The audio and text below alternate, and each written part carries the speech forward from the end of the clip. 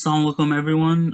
Welcome to the second part of Al-Ajal Detroit's online program examining the concept of justice in Islam. This online lecture is held by the esteemed Maulana Syed Asad Jafri from Toronto, Canada. For those joining us who were not in attendance last Tuesday, we have uploaded the first lecture on Al-Ajal Detroit's YouTube channel, and we are also live streaming currently on Facebook Live. I'm your moderator. Inshallah, if you have any questions during the lecture, please ask them in the chat.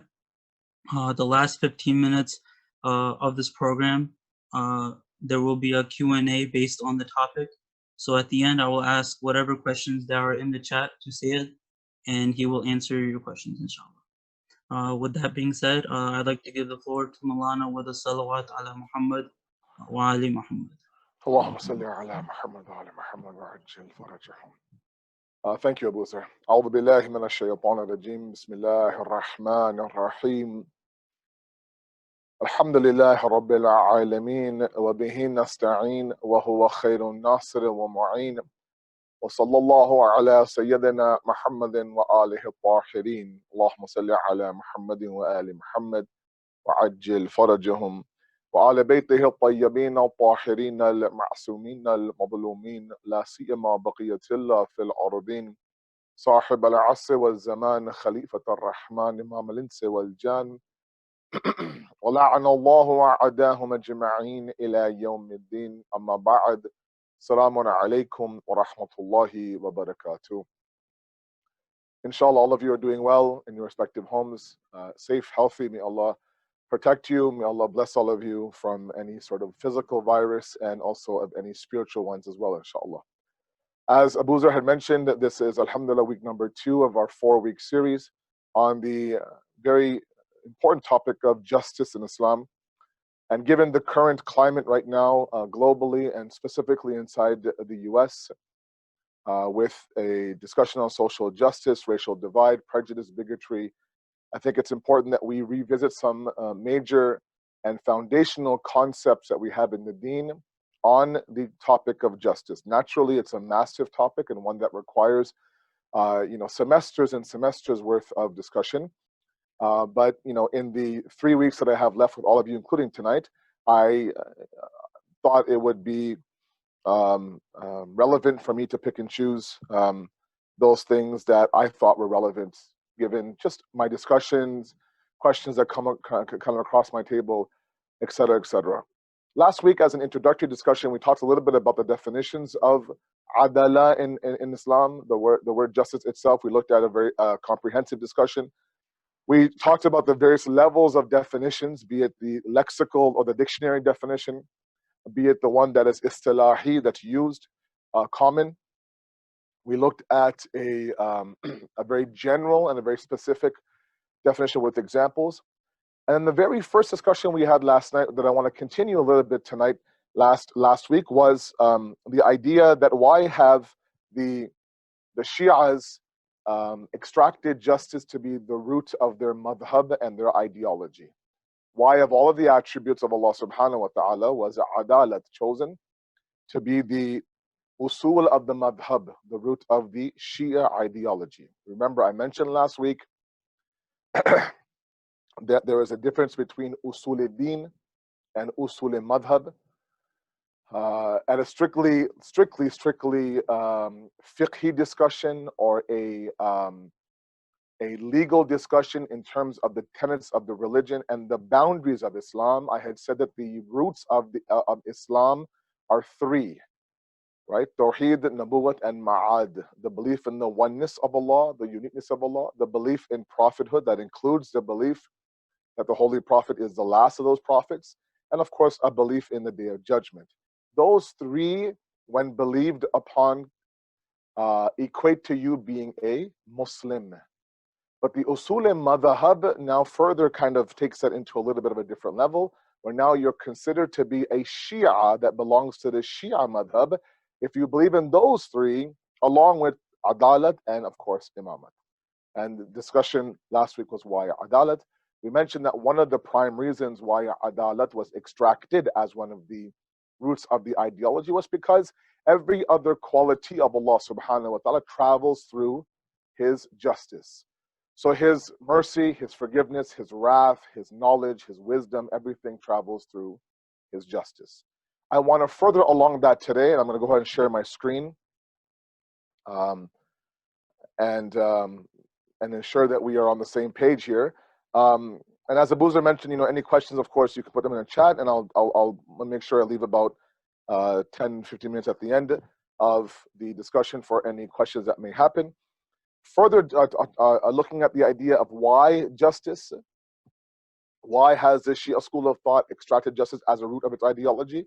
The second one is to assist the believers. Now, mind you, there are several. I mean, the books of Shaykh Mutahari, the books of Jafar Subhani, the books of Ayatollah Misbah Yazdi, all of these, include about 4 or 5.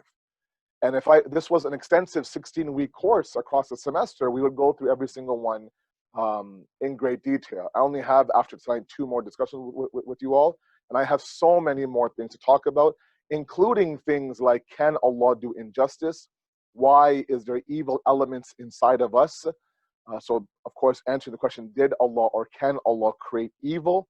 And of course, if time permits, the idea of our actions in the hereafter, our sins in this world, all those things have to be addressed. But before that, this discussion here is also very important. The first point is self-restraint. From the viewpoint of self-control and abstaining from sins, especially when we know that our words and deeds are in the knowledge of Allah, and not even a fraction of our deeds, however small it may be, are ignored from being taken into account, and that we will be paid back for our noble and evil deeds, we will then not consider ourselves independent in this world. Okay, so one of the things that we have to understand in our fight against the evil corruption outside of us and the evil elements inside of us. One point I want to make here very quickly, if I can, is, and there's always lots to say. I only have 45 minutes, and I feel like I'm talking a mile a minute, but there are elements that are there to cause deviation off of our path outside of us, external from us. Then there are those elements of deviation that are internal, inside of us. Okay, now, be it shaitan, or be it shaitan's army, or shaitan's, various allies, or shaitan's even, ashab, as they say, the companions of shaitan. And then there are elements inside of us, that animalistic dimension inside of us, the anger inside of us, if not properly led or controlled, can of course, equate into our deviation. That desire, that lust that can really kind of destroy us from within. And other factors, of course, envy and anger and hatred and hypocrisy, that are all, inside of us at the innate level. The existence of justice as a root of the ideology, as a root of the madhab, as a root that we must believe in, helps us to conquer those evil elements inside of us. A lot of us believe that we commit sin only because we don't know any better. That's not the case. Sometimes we have absolute knowledge that what I'm about to do is a sin. I know this is, for example, haram. I know this is, for example, wrong. This may equal, or this may result in Allah's wrath or punishment. I may end up reducing my risk. I may end up cutting years off my life. I may end up causing problems in my family, and yet somehow, for some reason, we still commit that crime, commit that sin, do the act, which tells me that knowledge isn't the only factor of deviation. There's knowledge, and there's also resolve and willpower and self-restraint. Okay, so it's not enough simply to know that backbiting is haram. You must fight the urge to backbite and gossip about your fellow human beings. It's not enough to know that, for example, lying or cheating or stealing or whatever the case may be is wrong. You must fight that urge you have inside of us, that comes from that animalistic dimension inside of us, to fight that urge, to say no, and to walk away. When we believe in the proper form of justice. Now remember, last week we talked about 3 groups, right? The Ash'aris, the Mu'tazilis, and the Shi'as. And we talked about their respective versions, quote unquote, or their approaches towards this massive topic of adalat, of Allah, justice of God. And we talked about the fact, if you remember, and I don't mean to go over things from last week, but it's important that we kind of don't forget, because 7 days is eternity nowadays.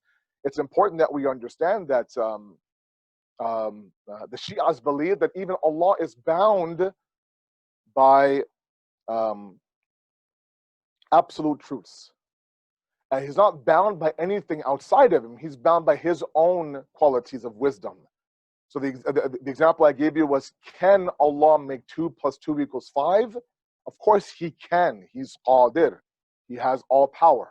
But will he or not? Will his wisdom allow it? The answer is no. 2 + 2 will always equal 4.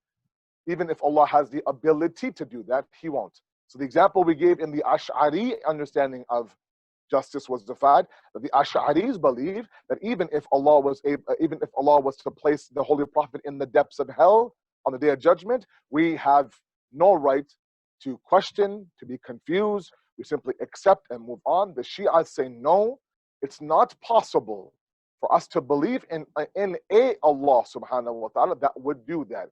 His wisdom now forces him, meaning that coercion doesn't exist outside of him. That force or that coercion exists, of course, inside of him, forces him, of course, to abide by absolute truths. And those absolute truths is that this is the best of creations. This is the Habib of Allah, the beloved of God. You know, if he doesn't belong in the heavens at the highest level, then nobody does. Anyways, that was all last week. This point I'm trying to make here is that this belief in justice sometimes actually forces us to restrain ourselves from either sin, or forces us to inspire us for good. If I know, for example, that every act that I'll do in this world, I will be held accountable, and like a movie, my entire life will be shown on the Day of Judgment, then maybe, just maybe, I might have a second or third or fifth or sixth thought before I commit this sin. If I know that every atom of good will be given to me, sometimes in this world, for sure in the next, then maybe if I'm tired, if I'm deflated, if I'm demotivated, if I just don't feel like doing something good, the fact that every atom of good I'll be given in terms of reward and acknowledgement, that might get me to get out of my bed and go down to a local soup kitchen, let's say, for example, and help out those who are in need. Okay, so this belief in justice is a huge, huge assister when it comes to the believer. It not only helps us to understand that, look, be careful, you're going to be held accountable. Right? There's cameras on you at all times. The 2 angels, of course, on your shoulders. You know, the various limbs and the organs that will speak on the Day of Judgment. If nothing else, then God is hadir and nadir. He's present and he's watching as well. Okay, point number 1. Point number 2 is this hopeful outlook. Okay, so a little bit more about what I talked about is that if we do, of course, you know, give in, and we're not able to restrain ourselves, we're not able to control ourselves, and we do kind of drown ourselves in the ocean of sin and go ahead and have a 4-hour backbiting, gossiping session, then this belief in justice, the proper belief in justice, gives me hope that regret, that remorse, that embarrassment I might feel with myself, you know, behind closed doors in the darkest of the hours, this belief in justice of God forces me to turn back to him, beg for his forgiveness, and if I understood his justice properly, and if I'm sincere in my request for forgiveness, there's no reason to believe that he won't forgive us. But that all stems from justice. Without that, hopelessness is very, very easy. I oftentimes wonder, especially now when 2020 has been an atrocious year at all costs, from January all the way until now. And we're barely halfway through the year. Those people who don't have God to turn back to, those people who don't sit there and rely and lean heavily on the justice of God, I wonder where they go. I wonder how they get through this. And that's why sometimes you see things like mental health increasing, addiction increasing, numbing devices being a norm. Because while we have God and we have supplication and we have prayer and worship, those who deny God and deny the justice of God, they have to turn to alcohol and casinos and abuse and drugs and other numbing devices to somehow numb the pain and not address the issue. So, and I'll move on from this right now. But why justice? Many of my youth ask, why, Syed Asad, is justice a part of the Shia? Why have Shias placed such a high emphasis? There are several reasons. Two of them I presented to you this week and last week. Okay. Now, what I do want to talk about a little bit more, and I had, I just finished an online camp with the San Jose community over the weekend called Camp Noor. I don't know if anybody in this class now was part of my workshops in Camp Noor, but I did do one workshop on this issue of evil in this world. And I mentioned that one of the main arguments that the atheists have today against the theist, against those who believe in God, is the problem of evil. And of course, given the fact that we are surrounded by evil, not only do we see, of course, the lack of social justice in the US with the whole George Floyd incident. Of course, we're seeing what's happening in Yemen, in Palestine. We're seeing what's happening, of course, in Syria, right? Continued sanctions against Iran. We see what's happening in China, for example, which gets lost in the media.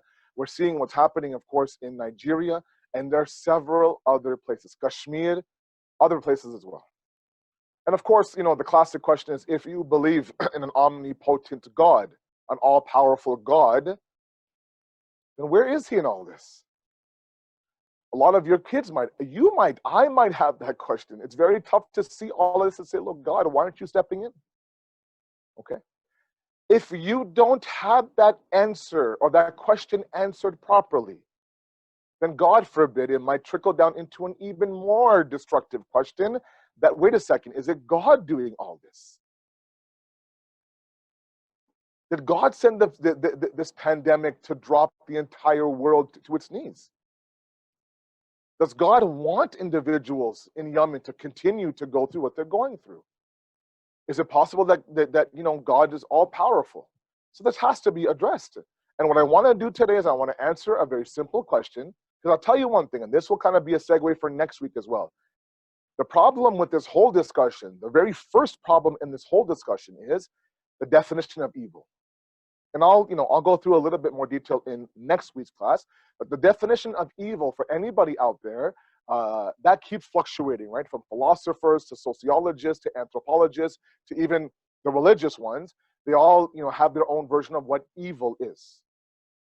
And it's a comprehensive discussion. How can you define evil? But what seems to be the norm today, what I'm seeing now a lot in the psychology world, is the fact that any sort of hardship, struggles, tribulation, anything that causes some discomfort, albeit temporary, is evil in your life. And so any struggle, any hardship that we've gone through in the past, anything that any of you are going through now, some of you are going through a lot right now, outside of Corona. Could be your marriage is failing. It could be that you're losing grip of your children. It could be that you yourself are slipping from God's hands. I don't know. But if we are to accept this definition that anything uncomfortable in your life is evil, then that has to change. And we'll change that next week, inshallah. If I get to it today, great. If not, then next week for sure. It's already 6:20. But first, let's tackle the issue of God. And let's find out the question, can God do injustice? Okay? Can God do injustice? Now, to do that, let's go backwards, okay, and follow my logic. The example I'll give you, again, it's a workshop I did at Camp Noor over the weekend, and I got nice feedback just in terms of the fact of the relevant nature of this discussion. The example I'll give you is that somebody commits a crime in your city, and the cops are trying to figure out who it is. Okay, so they call in eyewitnesses, they check out some of the security cameras in the area, and they come up with a rough sketch or rough description of the possible criminal who is responsible for the crime. And on your local news, of course, they'll list the criminal to be He's believed to be 5'2", has long hair down to his shoulders, clean shaven, and believed to be quite thin. Quite thin. Okay, that's the apparent description based on eyewitnesses and based on the camera of the guy they're looking for. Now they come in, they knock on my door. Okay, they come and knock on my door, to see, does this guy fit a description? So I open the door, they look at me right away. I'm not 5'2", not clean shaven. I don't have long hair down to my shoulders. I barely have some left on my head, and I'm definitely not very, very thin. So right away, just because haven't said a word to me, haven't interviewed me, don't know my history, don't know my character, but because I don't have the characteristics and the traits of the criminal, I can't be the criminal. That's working backwards, correct? Okay. Let's do that for God tonight, guys. Let's do that for God today. Can God do injustice? The first question is, what are the causes of evil? Why do people in general do injustice? Why do governments? Why do foreign policies? Why do individuals? Be it in the home with husbands abusing their wives, or be it with families and in-laws and communities and groups of people, and then of course with governments and foreign policies. Why? Why is it that any individual, on the individual level, on the communal level, on the national level, why do they do injustice, quote unquote, evil to begin with? And then we examine God after that. So I have chosen, of the various reasons why one does evil, 3 causes. Okay. The first one is ignorance. Sometimes the individuals, and again, even within ignorance now, there are subcategories. There is that ignorance that's simple. There's that ignorance that is compound, as they say in the world of akhlaq. Jahl murakkab, jahl basit. Okay, I don't want to go down there. That's more of an akhlaqi discussion. But there are some people that when you tell them that, look, you're doing this injustice to this person, they legitimately had no idea they were doing it. Okay. Like sometimes, what's happening nowadays, I have a lot of millennials, a lot of these young kids coming to me and saying, can you, when you have a chance, Asad Bhai, can you kind of address, the way that our parents speak to us inside the home on the mimbar? It's, it can sound like it's verbally abusive towards us. Now they use these big words, and and they describe, just a typical household of an immigrant family. Right, where words are being used and words are quite harsh, but you ask the parents and they don't mean it. Right, you're useless, or tonto bilkul bekar ho, and you'll amount to nothing, and look at this person, why can't you be like this? And just like every rule of parenting in the book out the window. Okay, right? And I think we've all gone through that growing up. It's definitely not abuse, but at the same time, they should know that their words have effects. Right. Even right now, many of you who are parents to young kids, let's understand that these words resonate and they stick around for many, many, many years afterwards. Even as grown adults, sometimes those words we were told when we were 10, 12, 15, 18 echo in our head and kind of set the tone for the amount of confidence I have inside of me. Okay. So it's if you actually ask the parent, they'll say, well, like, come on, I mean, abusive? No, of course not. Well, that's my andaz, that's how I talk. I mean, I'm not being evil to my kids. I love them. They know I love them, but I'm just trying to motivate them. So they legit have ignorance. They actually believe that what they're doing is good, but they don't know until they're told that, look, it's seen as evil, right? Just stop doing it. That's a simple ignorance. The other ignorance is what the Quran talks about in Surah Baqarah, verse number 11. وَإِذَا قِيلَ لَهُمْ لَا تُفْسِدُوا فِي الْأَرْضِ قَالُوا إِنَّمَا نَحْنُ مُصْلِحُونَ. Very famous verse. Surah Baqarah, verse number 11. When it is said to them, look, don't create problems on earth. Don't create facade, don't create mischief, don't cause problems, right? Just don't do it. And they say, the ones who are being blamed, قَالُوا إِنَّمَا نَحْنُ مُصْلِحُونَ. What? Us? We're the peacemakers. What are you talking about? So they'll go into a country, they'll invade that country, they'll destroy its people, they'll destroy its civilians, we'll strip that country of its resources, and then claim that, oh, by the way, because of us now, the people of this country is free from their oppressive government. And meanwhile, the locals are saying, look, we were actually better under our oppressive government than we were, now that you're here. So that is another level of ignorance, where they actually believe they're freedom fighters, when in reality, they are the ones who are responsible for the injustice. So first cause of evil is ignorance. The second cause is fear. I fear you,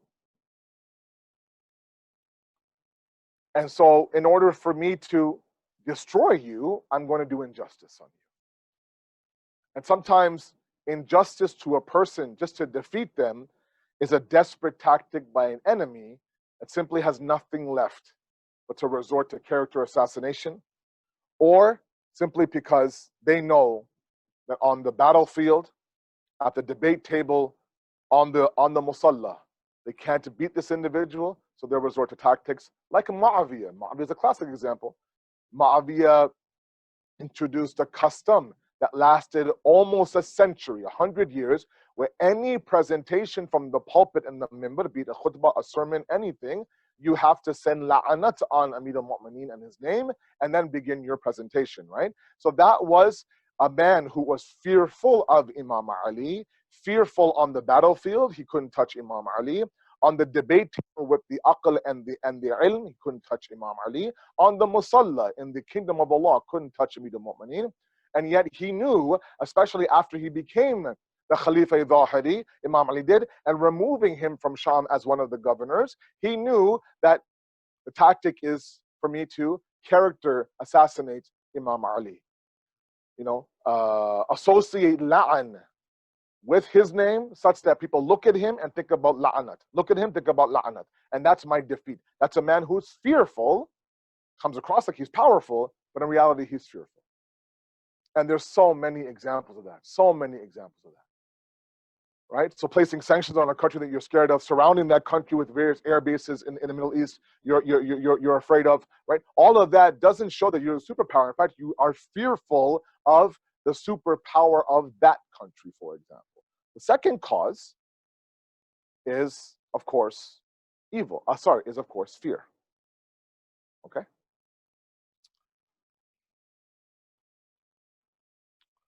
The third cause is oppression.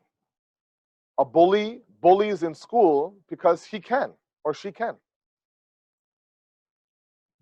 Simply to show power and strength, they oppress other individuals. And so you'll have kids in the playground, watch this, and they go and they pick on some innocent kid. Why? Because, well, they're twice the size. And they have the backing. And they do this injustice only because they can. They walk into a country, destroy a country because they can. Right? A physically dominant husband physically abuses his wife because he can. And there's no one there to stop him. Right?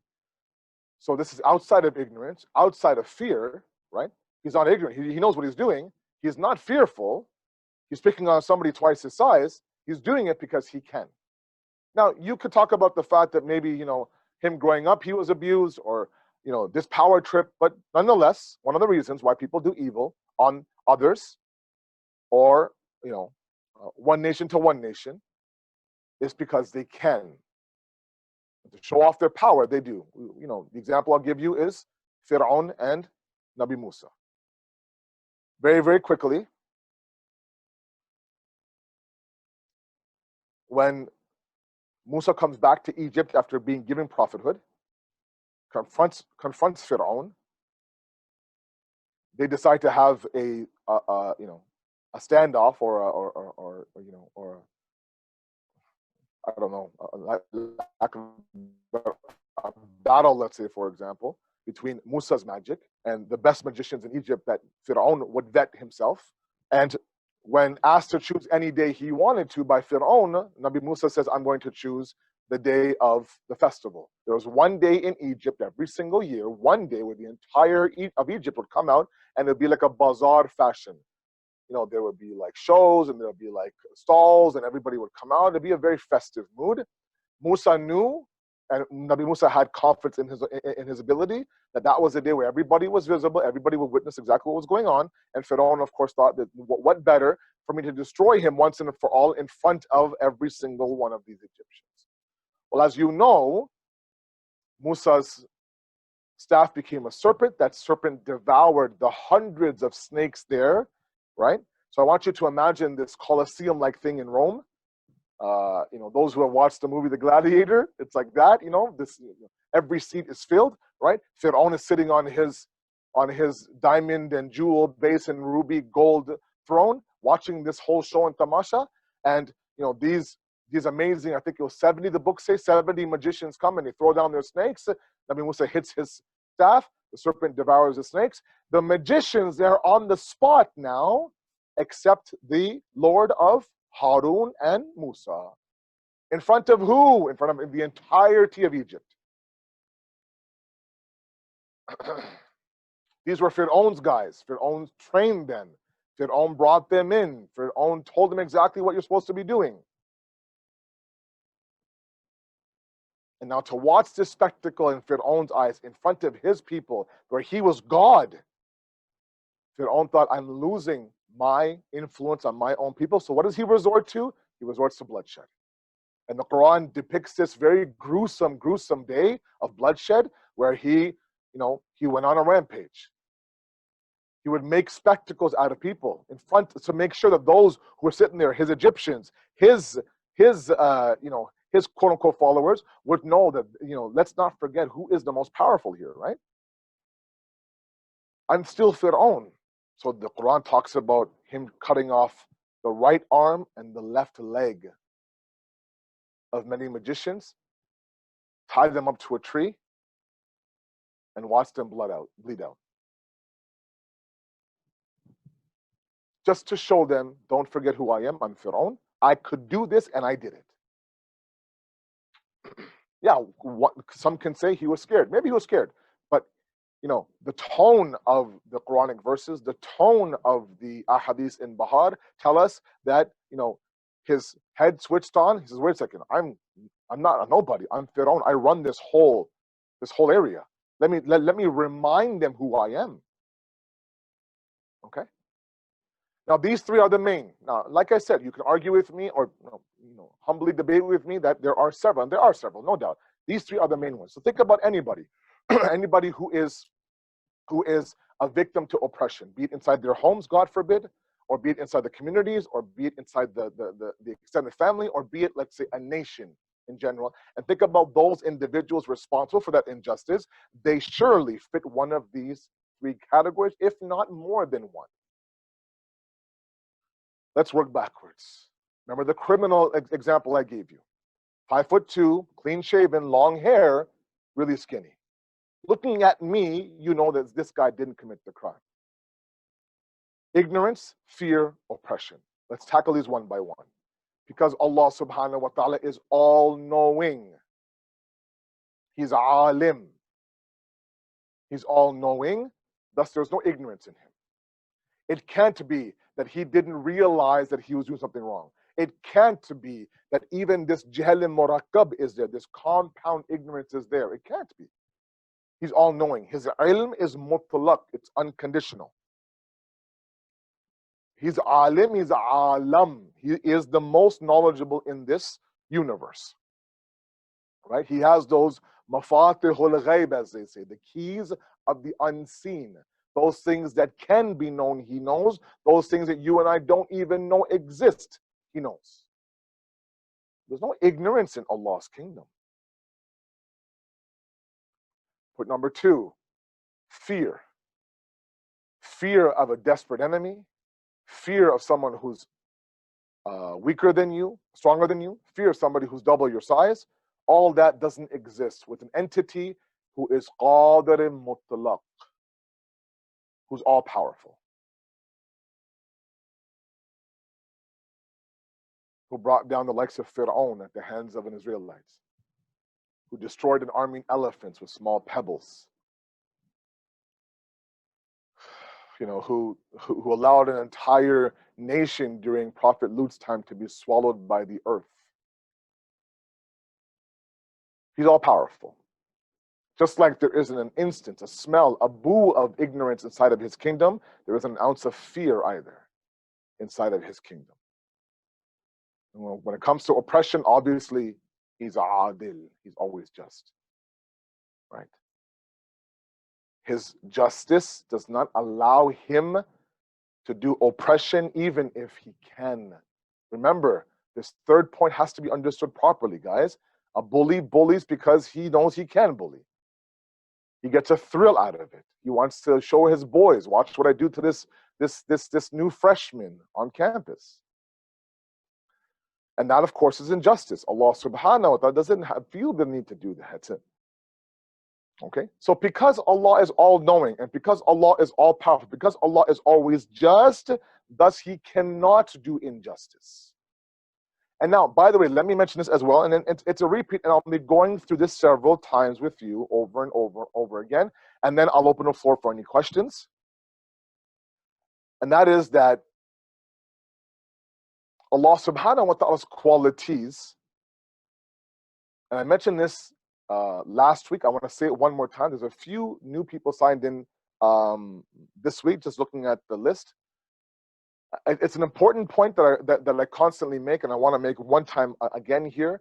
Somebody can say, what if for a moment now, he puts his justice to the side and does injustice for a greater purpose and then brings his justice back in? Is that possible? And the answer is that it's impossible in the eyes of Allah subhanahu wa ta'ala. In the kingdom of Allah, in the existence of God, the removal of any of his qualities, albeit for 1 second, is impossible. He will cease to exist. Allah subhanahu wa ta'ala will no longer exist if any one of his qualities is removed from him for a split second. Because his qualities, his sifat and his zat and his essence are muttasil. They're not munfasil. They're muttasil, meaning what? They're one. If you look at some of the Quranic verses, and وَلِلَّهِ الْأَسْمَاءُ الْحُسْنَى, the Quran says. His are the names. For him, the Asma al-Husna are his, meaning he owns these beautiful names. So call him by the name. Look at the pronoun used to describe the names. It's singular. I wish I could show you right now. It's singular. The proper English, and it might sound weird, it might sound odd, but if we were to do a word for word, pronoun for pronoun translation of this one portion of the verse, it would say that the beautiful names belong to Allah, so call him by the name. So in the beginning, it's Asma al-Husna, it's the names of Allah, but when it comes time for the Quran to command us to call him by those names, it uses a singular. Meaning what? All of his names are one, attached to his essence. Yes, he has Rahmaniyat, Rahimiyat, Ghufur, Adil, Qadir, Hay, Mutakabbir, Mutakallim, all these things are there, no doubt. But the problem that other religions have done, for example, our Hindu brothers, they've taken the various qualities of God and they've made them and they've manifested them as separate gods. And they personified them with an actual figure and statues, thus separating Allah from his qualities. Islam says no, his qualities cannot be separated from him. The classic example I give you is salt. I gave it to you last week, right? Salt is on one side, separate its saltiness. Is that still salt? It's not salt, it's impossible. Salt is defined by its very saltiness. Allah subhanahu wa ta'ala is defined by his very qualities. 3 of them on the screen in front of you. If you remove those for 1 instance, he will no longer be there. For 1 teaspoon, that salt is not salty. Is that possible? Impossible. Mahal, non-mumkin. Thus, this discussion is not just for 2020, or it is a discussion that lasts in all of eternity. So any moment that you see injustice, you must know God is not responsible for that injustice. He can't do injustice. And inshallah, don't worry. I know there is a very sensitive discussion coming with all of us that talks about the fact of the existence of evil inside of us that comes from somewhere. Right? And the classic question, did God create evil, has to be addressed. And I will address it. I promise you I'll address it. But before that, there has to be some muqaddamah. There has to be some appetizers before you get to the biryani and the nahari. Don't just start off with nahari. Right? You don't. You have to have a little bit of samosa, a little bit of, right? You get it. So I wanted to address these two main issues today. It's already 6:41. We'll open the floor for any questions, inshallah. This stuff is not easy to digest. Maybe it is for all of you, I don't know. But it is heavy sometimes. Just to recap, to go back one slide, why have the Shias extracted that as one of the schools of the thought, one of the roots of the school of thought, to assist the believer in self-restraint and in hopefulness. That, inshallah, is clear. That's a very easy discussion. This is a little bit of a backward logic, or looking at it through a different lens, where the causes of evil are 1, 2, 3, because Allah doesn't have those 3 inside of Him, thus He can't do evil. Because I'm not 5'2", I can't be the criminal. If I don't have long flowing hair, I'm not the criminal. It's not possible. Okay? Just like it's not possible for me to become 5'2" overnight, it's not possible for Allah subhanahu wa ta'ala to become this like this. Okay? So I'll leave it at that for today. That's a lot for today. And then inshallah we will continue tomorrow. Tomorrow. We'll continue next Tuesday. At this moment, the floor is open for any questions at all, inshallah. Any questions that are part of the group here? Yeah, I had open mic, bismillah. Oh, can you hear me? Yes, Sadiq, go ahead. Oh, assalamualaikum. Yeah, it was a really good presentation. So my kind of question was that, like, since we're saying that God is defined by His attribute faultiness, how do we kind of come with, like, for instance, like we hear a lot that, for instance, Allah's mercy is greater. Sadiq, I can barely hear you, Sadiq. Sorry. Oh, sorry. So, like, Yeah, how better. they say that Allah's mercy is greater than His justice? Since He's like kind of like this existence of attributes, how is like one greater than another? Yeah, so it's not that it's greater than the other, it's that He chooses to implement, or He chooses to be more merciful than just. And within the confines of His own qualities, He can do what He likes, right? So for example, me, if I choose to forgive this person and I choose to hold grudges for this person, I have that free will, right? It doesn't make me hypocritical. It means that it's my choice, right? If for some reason this person, for example, comes to me and says sorry once, I say, you know what, we're good, we're cool, don't worry. This person has said sorry to me 5, 6 times, I'm still not quite there, that is okay. Allah, when He chooses to be merciful towards us rather than just, and by the way, the proper statement is that it's our dua, actually. Our dua says that, oh Allah, we beg you to judge us or look at us through the eyes of your mercy, not the eyes of your justice. Meaning we're asking you now to exercise that quality with us that is of your mercy, not of your justice. Okay? And that's just His compassion. So that's His grace. That's like a mother who forgives things that no one else would. Right? That's just her heart. That's how she operates. Right? God's like that, but times 70. So it's not that all of a sudden because He chooses mercy, His justice is out the window. No. It's at that moment, He chooses to forgive, or He chooses to be merciful. And again, even that has conditions, right? If we don't ask, He won't forgive. If we ask sincerely, He'll forgive, right? So we're asking Him, I really hope that, you can be merciful as opposed to you being just, because your justice can be harsh because you're bound by justice. At the same time, we know that your mercy is very, very soft. Good question.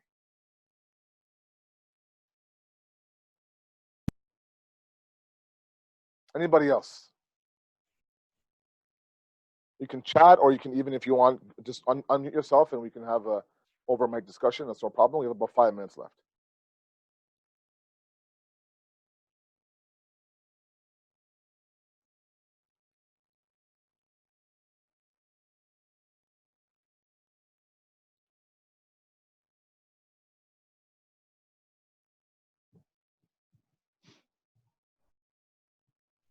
If there's no questions anymore, then I guess we could just end it here then. Inshallah.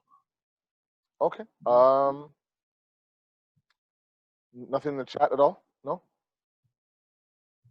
Okay, great. Yep. We ask you, Allah subhanahu wa ta'ala, to accept our qaleel efforts to understand you and your qualities. We may worship you better, understand humanity better, inshallah. We ask you, Allah, to forgive the sins of ourselves and our parents, inshallah. Protect those who are in need of health.